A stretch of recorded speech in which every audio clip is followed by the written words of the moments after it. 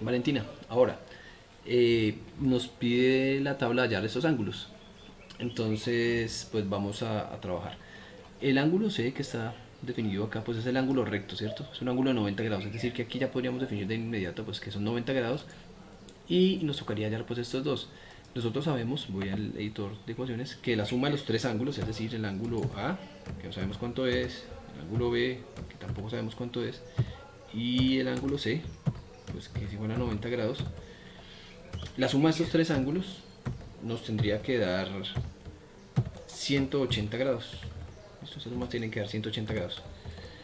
Eh, Esto se puede dar de una forma sencilla haciendo uso de las funciones trigonométricas inversas, de las razones inversas.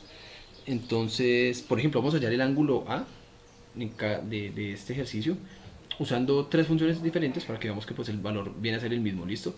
Entonces, por ejemplo, el coseno de A estaba definido como... Ay, perdón.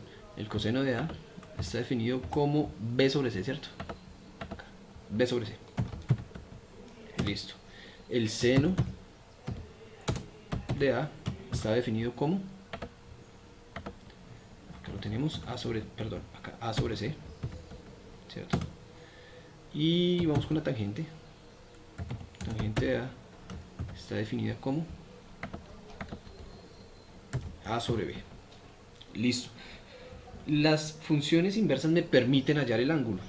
Entonces yo podría decir, por ejemplo, lo siguiente. Que el ángulo A, ¿cierto? Es igual al coseno, ¿cierto? Inverso, acá pongo menos 1. ¿De quién? Pues del cociente, de B sobre C. ¿Cierto? Esa razón que hay ahí. B sobre C. De la misma forma, yo podría decir que el ángulo B, perdóneme, que el ángulo A está definido como el seno inverso, ¿cierto? El seno menos 1. ¿De quién? Pues de la razón que él define, que es A sobre C. A sobre C. A sobre C. También podríamos decir que la tangente, entonces nos permite también hallar el ángulo A sería igual a quién? A la tangente inversa, ¿sí o no? ¿De quién? Pues de la razón que él define nuevamente, que sería A sobre B. Listo. Esos ángulos pues, nos tendrían que dar lo mismo, ¿no? Entonces, vamos a ver. Entonces, A con el coseno sería igual. Perdóneme acá. Entonces, A sería igual al coseno inverso, ¿cierto? Será menos 1. ¿De quién? De B sobre C. ¿Quién es B? 16. ¿Cierto? De B sobre C.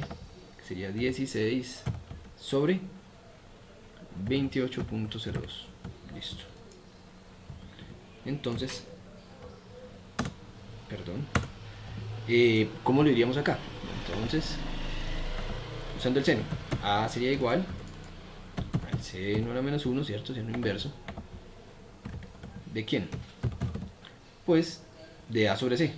¿Quién es A? 23. ¿Cierto? Que era lo que teníamos. 23. Aquí lo podemos ver. Es 23. ¿Sobre quién? Sobre C. 28.02. Finalmente, nos dice, el ángulo A también se puede hallar con la tangente inversa, ¿cierto? A menos 1. ¿De quién? De A sobre B. Entonces, A sabemos que es 23, B sabemos que es 16.